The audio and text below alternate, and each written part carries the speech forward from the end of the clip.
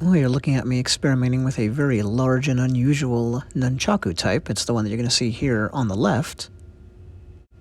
That's a pretty unusual configuration. Some say the precursor to the modern one. Here's me with an iku, Okinawan boat oar / weapon.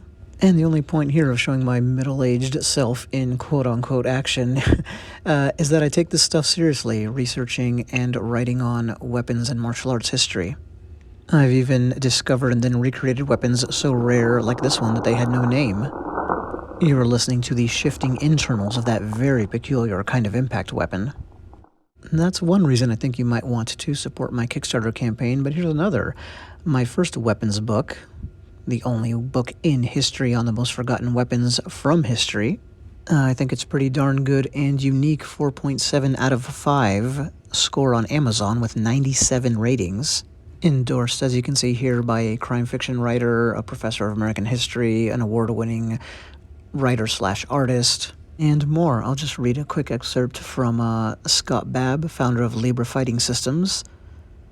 It's hard to imagine anything will ever be written on the subject again that doesn't, in a substantial way, draw from Escobar's work.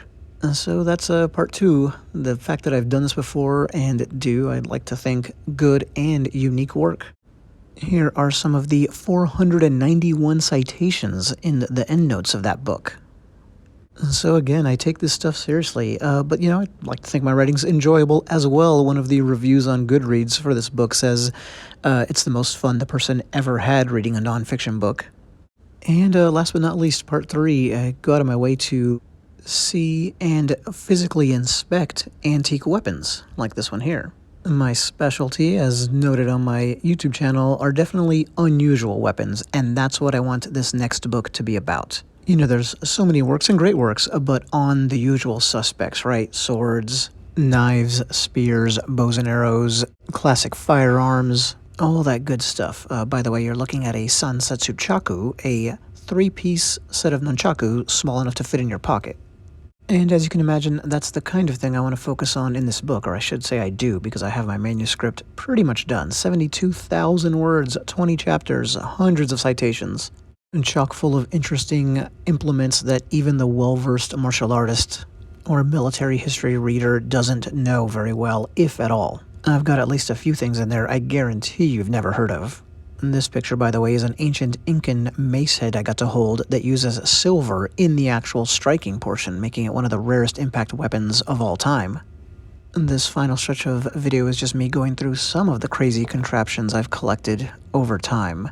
By the way, the ones you're seeing in this video aren't representative of what's in the book. I'm just picking stuff out of my collection. I really like the selections that I made in the manuscript, the way they flow together, traverse the world, jump throughout the centuries, but in kind of a coherent stream of consciousness way. I really enjoy the way the manuscript came together and the story unfolds. We go from deep into prehistory to modern 20th century gang warfare and various points in between.